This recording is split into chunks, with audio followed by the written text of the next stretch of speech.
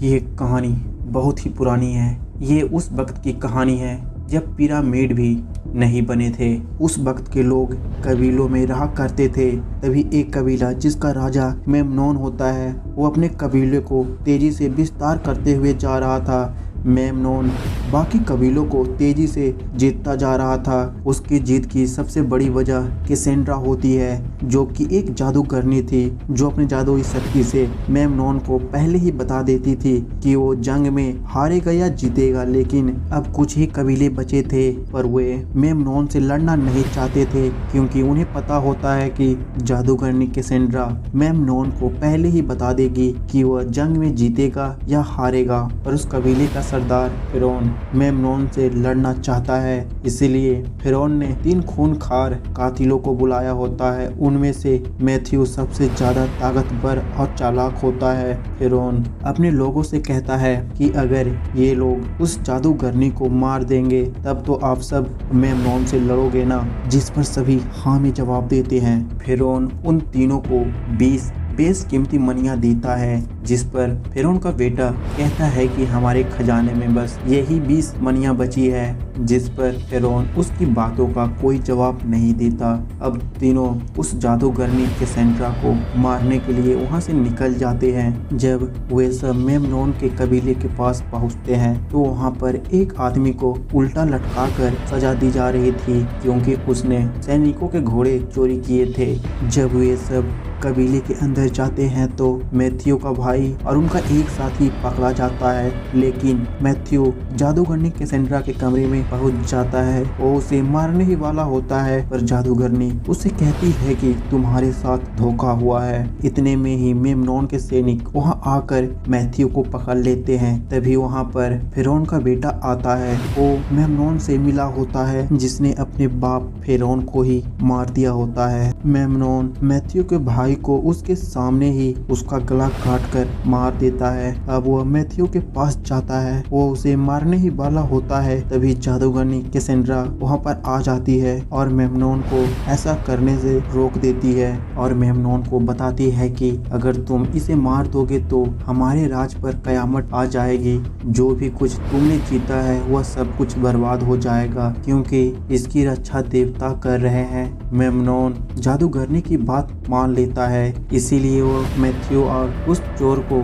जिसने घोड़े चुराए थे, दोनों को जमीन के अंदर गाड़ देता है। दरअसल उस जगह पर बहुत ही खतरनाक चींटियां रहती है, जो लोगों की मांस खाकर उनकी हड्डियों को छोड़ देती है। तभी उन चींटियों को छोड़ दिया जाता है। चोर किसी तरह से वहाँ से बाहर निकल जाता है और वह मैथ्यू से कहता है कि मैं तुम्हें एक ही शर्त पर बाहर निकालूंगा कि तुम मुझे मारोगे नहीं, और जो भी कुछ तुम लूटोगे उसमें से तुम मुझे आधा हिस्सा दोगे। मैथ्यू भी उसकी शर्तें मान लेता है। अब मैथ्यू मेमनोन को मारने के लिए शहर की ओर चल पड़ता है। मैथ्यू काफी गुस्से में होता है, क्योंकि उसके भाई को उसकी आंखों के सामने ही मार दिया गया था। तभी हम मेमनोन को देखते हैं, जो जादूगरनी कैसेंड्रा की मदद से दूसरे राज्यों को जीतने की तैयारी कर रहा था। पर जादूगरनी अब उसे खून खराबा करने से मना करती है। लेकिन मेमनोन उसे कहता है कि मैं जल्द ही पूरी दुनिया को जीतकर तुमसे शादी कर लूंगा।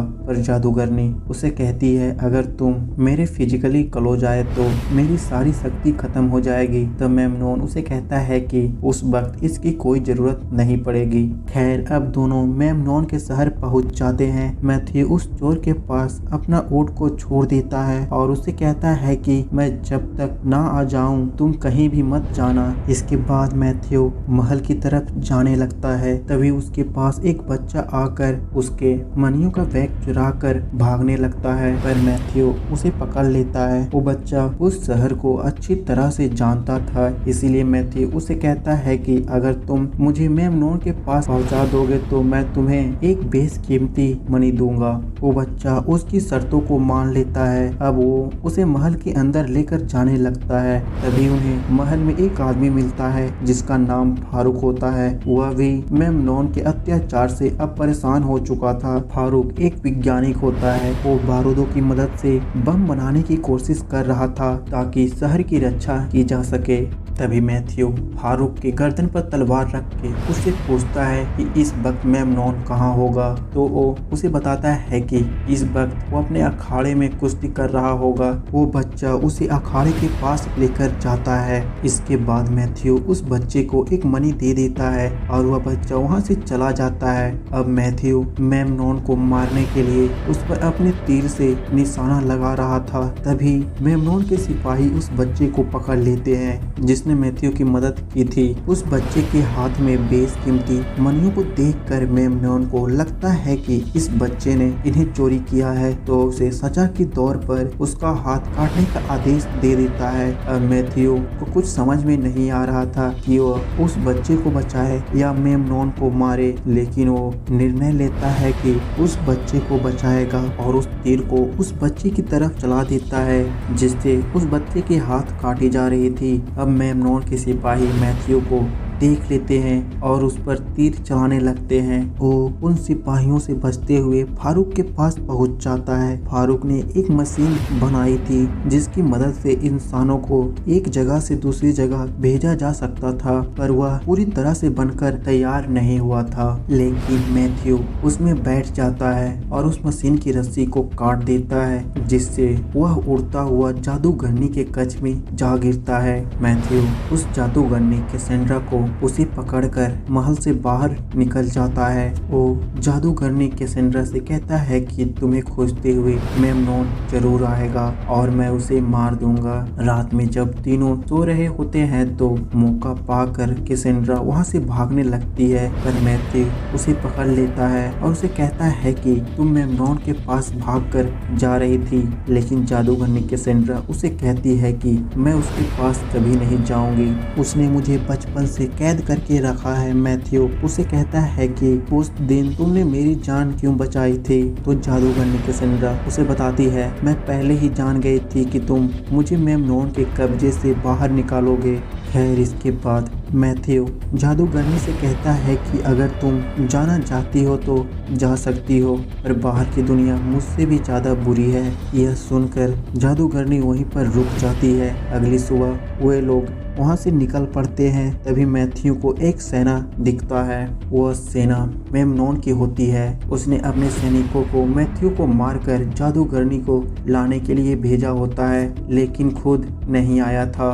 मैथ्यू जादूगरनी से कहता है कि तुम मेरा यहीं पर वेट करना, मैं इन सबको ठिकाने लगाकर आता हूँ। मैथ्यू को पता होता है कि रेतीले तूफान आने वाले हैं, तो वो अपनी आंखों पर एक पट्टी बांध लेता है। जब वह उन सैनिकों के पास पहुंचता है तो तब तक तूफान आ चुकी होती है, जिससे रेतीले तूफान की वजह से सैनिकों को कुछ नहीं दिख रहा था, जिसका फायदा उठाकर मैथ्यू उन सैनिकों को मार देता है। लेकिन एक सैनिक उसके पैर में एक तीर को मार देता है। उस तीर में बिच्छू की जहर लगी होती है। वो जहर मैथ्यू के शरीर में धीरे धीरे फैलने लगती है। तूफान शांत होने पर कैसेंड्रा उसके पास आती है। मैथ्यू को बेहोश देखकर वो अपने जादुई शक्ति से उसके सारे जहर को निकाल देती है। सुबह मैथ्यू कैसेंड्रा से पूछता है कि तुमने मुझे क्यों बचाया, तो उसे बताती है कि तुम हमारे राज और लोगों को बचाओगे। इसके बाद मैथ्यू